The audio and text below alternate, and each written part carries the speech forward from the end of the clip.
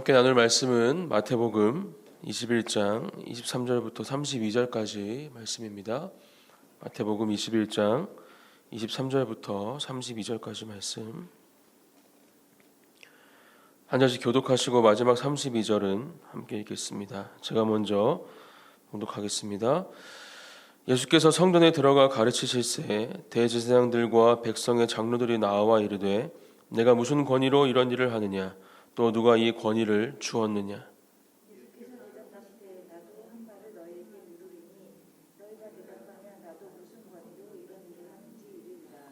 요한의 세례가 어디로부터 왔느냐 하늘로부터냐 사람으로부터냐. 그들이 서로 의논하여 이르되 만일 하늘로부터라 하면 어찌하여 그를 믿지 아니하였느냐 할 것이요.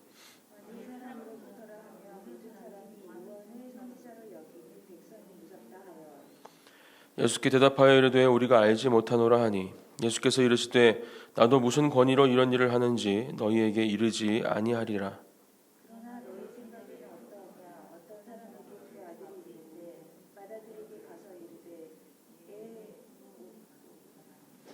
대답하여 이르되 아버지 가겠나이다 하더니 가지 아니하고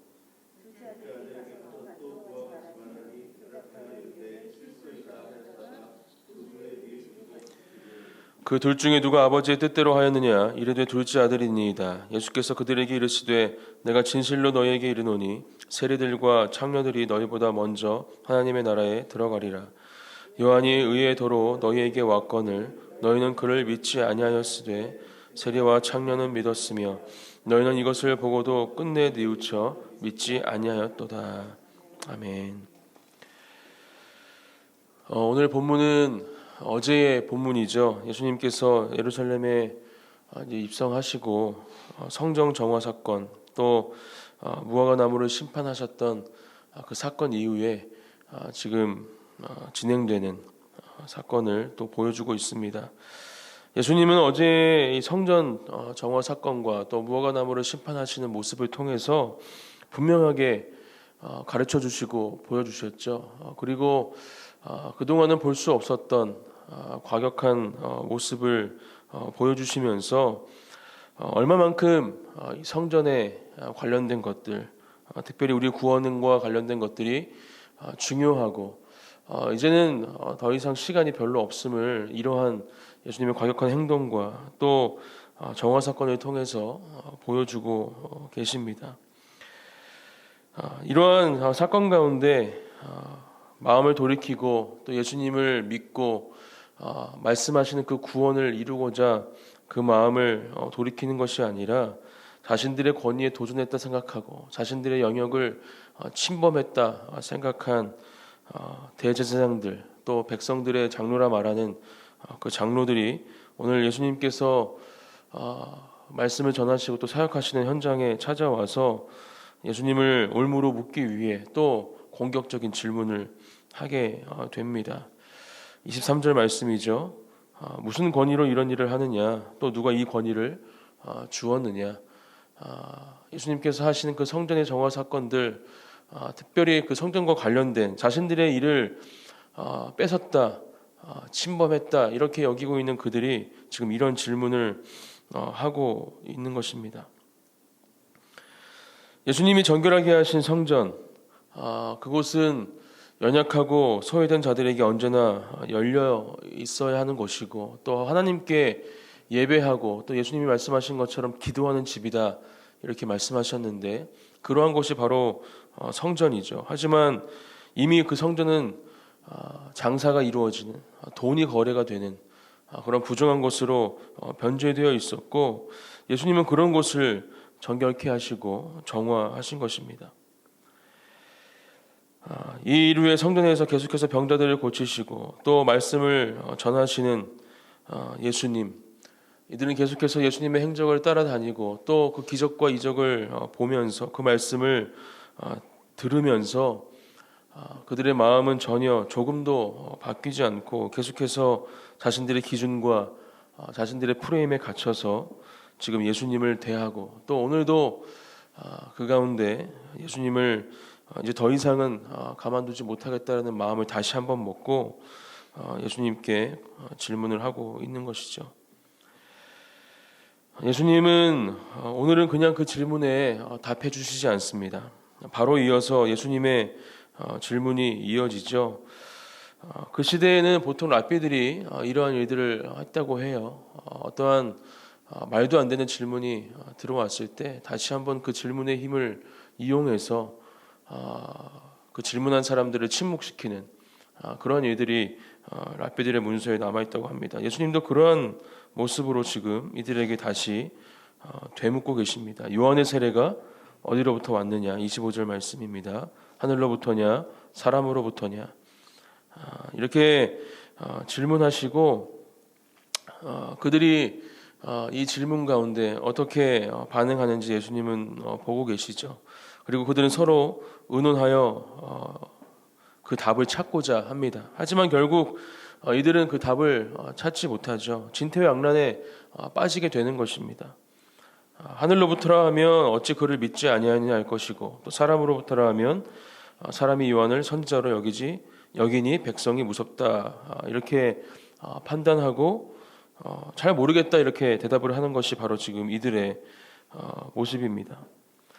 세례 요한의 세례를 언급하신 이유는 세례 요한은 계속해서 예수님의 오심을 내가 아니라 내 뒤에 오실 분이 진짜다 이렇게 이야기하면서 계속해서 예수님을 이야기하고 있었고 사람들 지금 여기서 질문하고 있는 이런 유대의 종교 지도자들 장로들도 분명히 그 이야기들을 듣고 또 백성들이 그것을 믿고 세례받고 놀라운 하나님의 일들이 일어나고 있는 것을 알고 있었기 때문에 인정할 수 없었겠죠.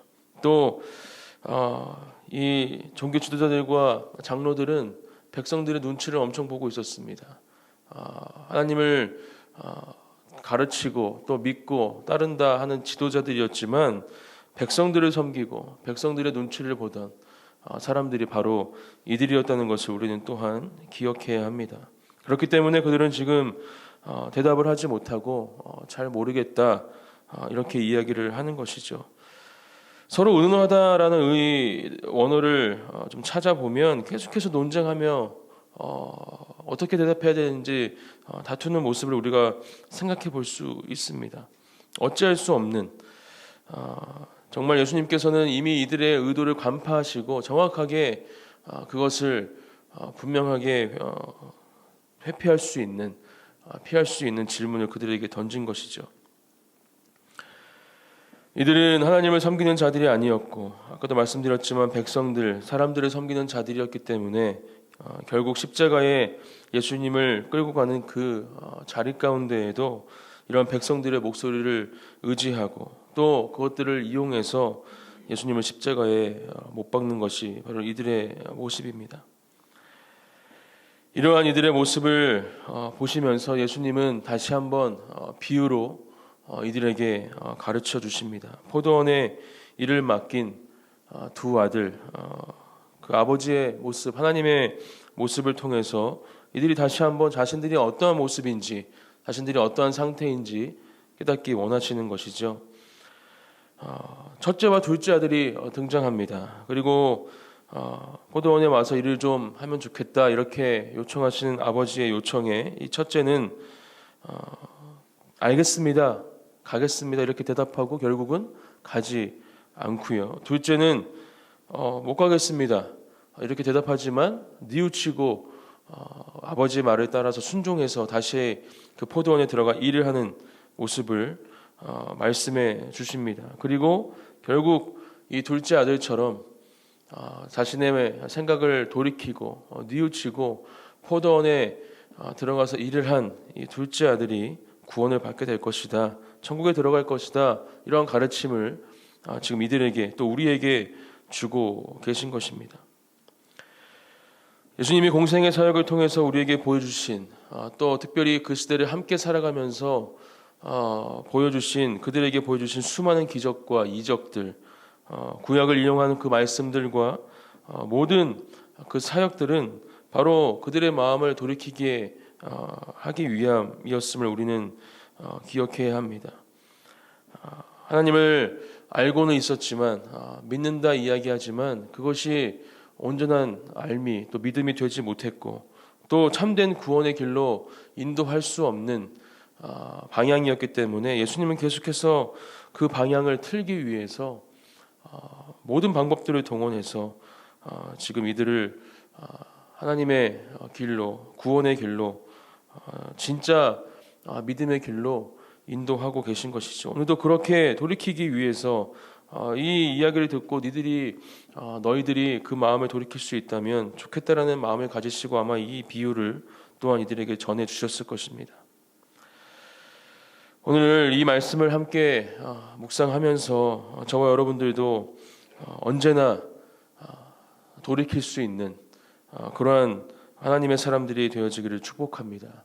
실수하고 넘어질 수 있습니다. 또 죄 가운데 있을 수 있습니다. 하지만 하나님을 믿고 따르는, 또 예수님을 나의 구주로 고백하는 진짜 그리스도인들이라면 언제나 그 방향을 틀 수 있어야 한다는 것이죠. 우리가 운전을 할 때 어떻습니까? 특별히 처음 찾아가는 길을 갈 때 내비게이션에 그 주소를 찍고 길을 찾아가죠. 하지만 주소를 잘못 찍을 수도 있고 또 초행길이기 때문에 잘못된 길을 갈 수가 있습니다. 그리고 언젠가는 깨닫게 되죠. 내가 잘못된 길을 가고 있구나. 그럴 때 우리가 그냥 이 내비를 보고 믿고 끝까지 갈 것인가, 아니면 분명히 다른 길을 갔기 때문에 그러한 이정표나 아니면 여러 가지 신호들이 나에게 왔기 때문에 핸들을 돌려야 하는가, 이러한 상황에 빠진다면 분명히 우리는 그 핸들을 돌리고 유턴해야 제대로 된 목적지에 갈 수 있는 것을 기억해야 합니다. 우리의 인생 가운데에도, 우리의 삶 가운데에도, 특별히 믿음의 생활을 하는 크리스찬들의 그 삶 가운데에도 이러한 결단이 필요한 것이죠. 우리가 잘못된 길을 갈 수 있습니다. 하지만 하나님께서 말씀을 통해 또 예배의 자리를 통해 어떠한 신호와 또 깨달음을 우리에게 주신다면 우리는 우리의 삶의 방향을 다시 한번 주님께로 향하고 그 올바른 목적지로 우리의 인생의 방향을 바꿔야 할 것입니다. 저는 오늘 새벽 말씀을 묵상하면서 어제 우리 담임 목사님께서 주신 말씀을 다시 한번 기억합니다. 읽고 듣고 거기서 멈추는 것이 아니라 그것을 지키며 그렇게 순종하며 하나님의 말씀에 반응할 때 우리는 조금씩이나마 그렇게 성장하고 또 우리의 방향이 바뀌어지는 것을 다시 한번 기억하시고, 예수님이 오늘도 이 상황 가운데에서 우리에게 말씀하시는 단 한 가지, 예수님께로 그 방향을 향하고 또 잘못된 길을 가고 있을지라도 그 방향을 틀 수 있는 결단이 필요한 것을, 또 그 가운데 참된 구원과 사랑이 있음을 기억하고 그 말씀을 붙잡고 살아가시는 우리 사랑하는 그 안의 진리교회 성도님들과 함께 예배드리는 모든 예배자들이 되시기를 주님의 이름으로 축복합니다. 우리 시간 함께 기도하겠습니다. 이 시간 함께 기도하실 때 하나님, 우리의 삶을 돌아봅니다. 점검해 봅니다. 조금이라도 주님께서 원하시는 방향이 아닌 다른 방향이 우리 삶 가운데 있다면 이 시간 돌이키게 해주시고, 하나님께서 원하시는 방향으로 우리의 삶을 바꿀 수 있도록 우리에게 가르쳐 주십시오. 말씀해 주십시오.